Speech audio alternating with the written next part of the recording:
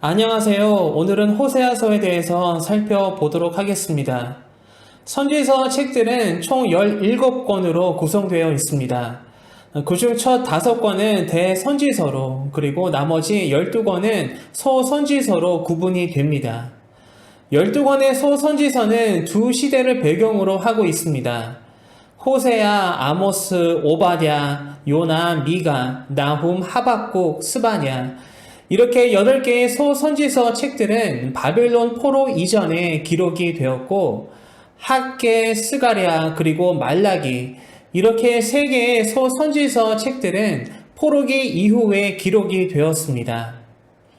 나머지 한 책인 요엘서는 언제 기록되었는지 확실한 연대를 알기가 어렵습니다. 왜냐하면 요엘서에는 시대적 배경에 대한 명백한 언급이 없기 때문입니다. 하지만 요엘서는 일반적으로 포로기 이전 혹은 포로기 이후에 기록된 것으로 추정합니다. 12권의 소선지서는 남유다와 북이스라엘의 말기 그리고 포로 시대 이후에 주어진 말씀으로 각 시대와 상황의 모습을 잘 보여주고 있습니다. 솔로몬 왕 이후에 이스라엘 왕국은 남과 북으로 분단이 되었습니다. 그리고 그 두 나라는 각자의 길을 걸어갔습니다.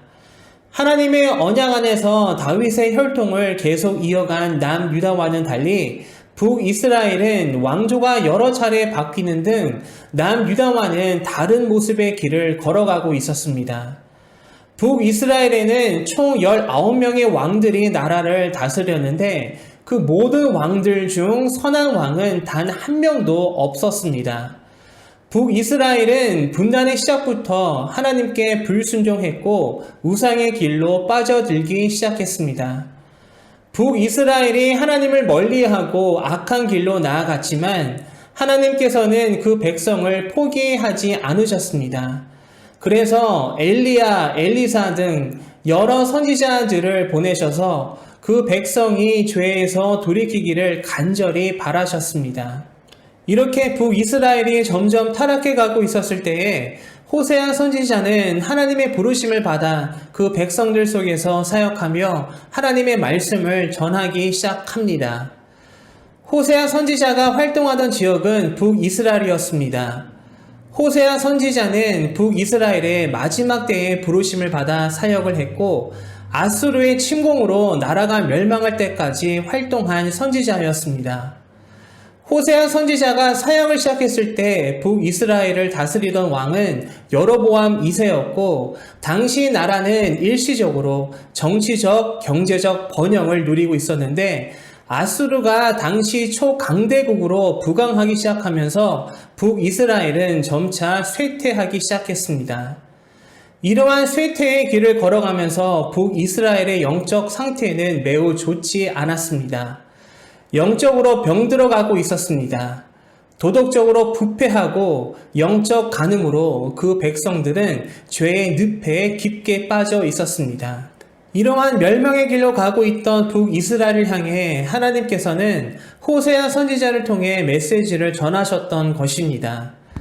이렇게 호세아 선지자는 북이스라엘이 멸망하기 직전 하나님의 부르심을 받고 하나님의 말씀을 전했습니다. 북이스라엘이 아수르에 의해 멸망당한 후에도 호세아는 그곳에서 계속 사역했습니다.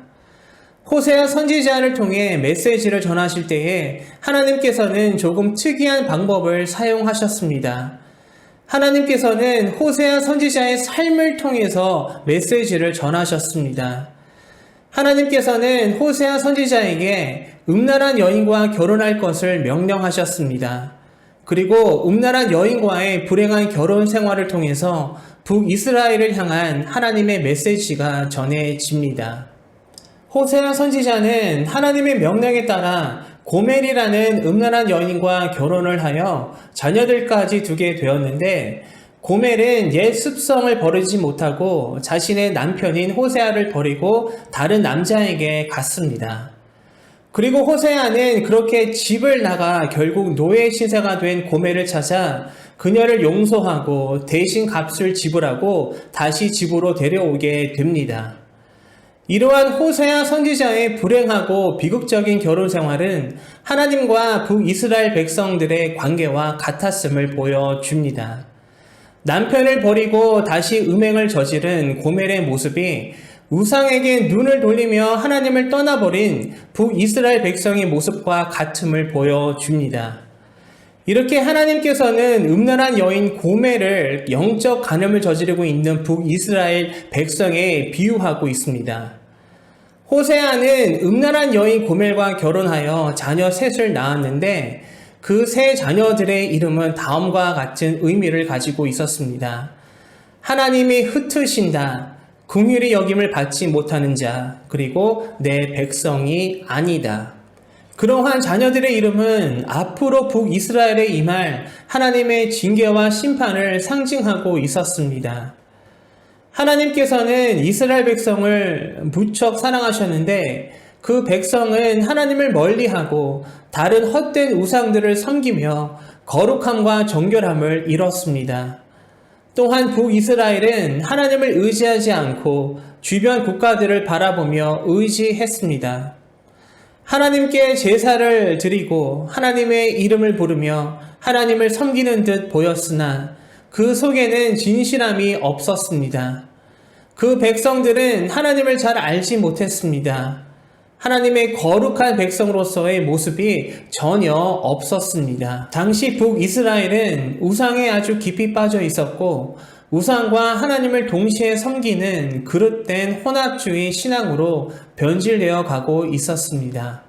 호세아가 음란한 자신의 아내로 인해 마음이 몹시 아팠던 것처럼 하나님께서도 하나님을 떠나 음행하는 이스라엘 백성들로 인해 매우 슬프고 마음 아파하셨습니다. 호세아가 음란을 저지른 자신의 아내 고멜을 용서하고 사랑하며 다시 집으로 데려온 것처럼 하나님께서도 하나님을 배신하고 음행을 저지른 이스라엘 백성을 포기하지 않으시고 사랑하고 품으십니다. 그 백성이 자신들의 죄를 깨닫고 회개하고 하나님 품으로 다시 돌아오기만을 간절히 기다리셨습니다. 이러한 북이스라엘을 향한 하나님의 마음은 호세아 선지자의 결혼 생활을 통해서 생생하게 보여집니다. 그리고 호세아 선지자는 자신의 음란한 아내 고멜을 통해 이스라엘을 향한 하나님의 마음을 더욱 공감할 수 있었을 것입니다. 그래서 호세아 선지자는 더욱 간절한 마음으로 그 백성을 향해 외쳤을 것입니다. 음행을 그만 그치고 자신들을 간절히 기다리시는 하나님에게로 돌아오라고 외쳤습니다. 우상을 섬기며 하나님을 떠난 죄를 회개하고 다시 하나님 품으로 돌아오라고 간절한 마음으로 호소했습니다. 음행을 그치고 하나님에게로 돌아오지 않는다면 하나님의 무서운 심판이 임할 것을 호세아 선지자는 북이스라엘 백성들에게 크게 외쳤습니다. 호세아 선지자는 계속해서 백성들에게 회개하고 돌아오라고 외쳤습니다. 호세아서에서 돌아가자라는 말이 15번이나 반복되고 있는 만큼 심판이 임박한 상황 속에서 그 백성이 죄를 돌이키고 돌아오기를 바라는 간절함이 느껴집니다. 호세아 선지자는 여호와를 힘써 알자고 소리칩니다. 하나님께서 무엇을 바라시고 기뻐하시는지 알자는 것입니다. 호세아 6장 6절은 다음과 같이 말씀합니다. 나는 인애를 원하고 제사를 원하지 아니하며 번제보다 하나님을 아는 것을 원하노라. 여기에서 말하는 인애는 히브리어로 헤세드라는 단어인데 헤세드는 하나님의 끊임없는 사랑을 말해주고 있습니다. 즉, 그 어떤 상황이든 간에 무조건적으로 베푸는 희생이 담긴 사랑입니다. 이 말씀에 의하면 하나님을 안다는 것은 하나님의 사랑을 알고 깨닫는 것입니다. 따라서 호세아 선지자는 그러한 하나님의 사랑을 기억하고 생각하고 깨달아 하나님에게로 다시 돌아오라고 호소하고 있는 것입니다.